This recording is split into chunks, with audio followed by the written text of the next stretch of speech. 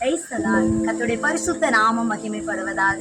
தெய்வன் இந்த புதிய மாதத்தை காணும்படி நமக்கு கிருபை பாராட்டி இருக்கிறார். இந்த புதிய மாதத்துல கர்த்தருடைய வார்த்தையை கேட்க வந்திருக்கிற கிறிஸ்துவுக்குள் பிரியமானவர்களே, உங்கள் ஒவ்வொருவரையும் ஆசீர்வதிப்பார். இந்த புதிய செப்டம்பர் மாதத்துல ஆண்டவர் நமக்கு கொடுக்கிறதான வாக்கு தத்தத்தை நாம் தியானிப்போம். ஆண்டவர் கொடுத்த வாக்கை நான் வாசிக்கிறேன்.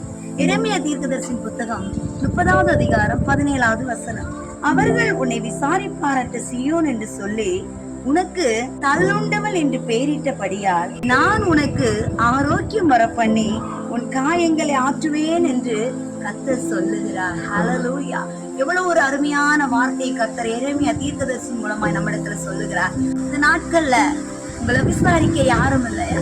பல இடங்களில நீங்கள் புறக்கணிக்கப்பட்டவர்களாய் காணப்படுகிறீர்களா? இதனால உங்க மனதில் அநேக காயங்கள், ஆறாத காயமாய் அநேக காயங்கள் இருக்கிறதா? பல சூழ்நிலைகள்ல நீங்க அவமானப்படுத்தப்பட்டு நீ கண்ணீரோடு இருக்கிறீங்க. நீ விசாரிப்பாரற்ற சீயோனா இருக்கிறாயா? ஆண்டவர் சொல்லுகிறார், நான் உனக்கு ஆரோக்கியத்தை வர பண்ணுவேன். சீயோன் என்று சொல்லும் பொழுது எருசலேம் பட்டணத்துல ஒரு குறிப்பிட்ட மலையை குறிக்கிறது. ஆம், சீயோனை கர்த்தர் தமக்கென்று தெரிந்து கொண்டாராம். சீயோனிலே கர்த்தர் வாசமாய் இருந்தாராம். இன்றைக்கு சீயோன் என்று தேவன் தம்முடைய ஜனங்களை பார்த்து சொல்லுகிறார்.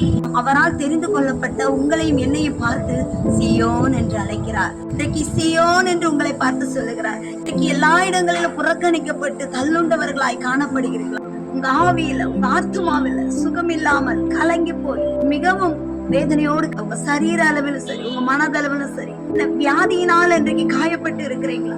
வியாதியினால குணமாக முடியாதபடி மிகுந்த சோர்வோடு இன்றைக்கு கவலையோடு கண்ணீரோடு தேவனுடைய வார்த்தையை கேட்டுக்கொண்டு இருக்கீங்களா? உங்க வாழ்க்கையில இந்த நிகழ்வுகள் உங்க மனதை காயப்படுகிறது. எது நிமித்தம் இன்னைக்கு மனதுல காயங்களோடு, மனதுல வலிகளோட, ஆறாத வடுக்கள் போன்ற சூழ்நிலையில கலங்கி கொண்டு அதையே நினைத்து கண்ணீர் வடித்துக் கொண்டிருக்கீங்களா?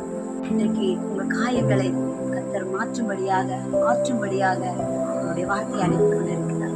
நீங்க சோர்ந்து போகாதீங்க. கர்த்தர் உங்களை கஷ்டப்படுத்துகிறதான காரியத்துல இருந்து உங்களை தூக்கி எடுக்க போகிறார். மற்ற ஜனங்கள் உங்களை தள்ளி இருக்கலாம், அவர்களிடத்திலிருந்து ஆண்டவர் உங்களை வேறு பிரித்து எடுத்திருக்கிறார். ஆகவே ஆண்டவர் உங்களை பார்த்து சீயோன்னு சொல்லுகிறாரு, உங்களுடைய காயங்கள் ஆற்றுவேன்னு சொல்றாரு, நான் உங்களுக்கு ஆரோக்கியத்தை வர பண்ணுவேன்னு சொல்றாரு. எத்தனை பேர் ஆண்டோடைய வார்த்தையை விசுவாசிக்கிறீங்க? இந்த வார்த்தை உங்களுக்கு நேராக தான் வந்து கொண்டிருக்கிறது. பரிசுத்த ஆவியானவர் இந்த வார்த்தையை கேட்கிற உங்கள் மேல் அசைவாடி கொண்டிருக்கிறார், உங்களை நிரப்பி கொண்டிருக்கிறார். ஒரு பரிபூர்ண சுகம், ஒரு தெய்வீக சுகத்தை தரும்படியாய் தேவன் தம்முடைய வார்த்தையை அனுப்பி இருக்கிறார். உங்க கண்ணீரை துடைக்கும்படியாய் கர்த்தர் வார்த்தையை கொடுத்திருக்கிறார். உங்களை சுகமாக்குகிற, உங்களை பலப்படுத்துகிற வார்த்தையை அனுப்பி இருக்கிறார். இந்த வார்த்தை வெறுமையாய் திரும்பாது. ஆமென். உங்களை விசாரிக்க கர்த்தர் இருக்கிறார். உங்கள் காயங்கள் ஆற்றும்படியாய் கர்த்தர் செய்ய போகிற காரியத்தை இந்த புதிய மாதத்துல நீங்கள் அனுபவிக்க போறீங்க. அற்புதங்களை கர்த்தர் உங்கள் குடும்பத்துல செய்ய போகிறார். உங்களுக்காக கர்த்தர் பெரிய காரியங்களை இந்த புதிய மாதத்துல செய்து உங்களை இன்னும் ஆசீர்வதித்து சந்தோஷப்படுத்துவார். இந்த வார்த்தையின்படியே கர்த்தர் உங்கள் ஒவ்வொருவரையும் ஆசீர்வதிப்பார். God bless you.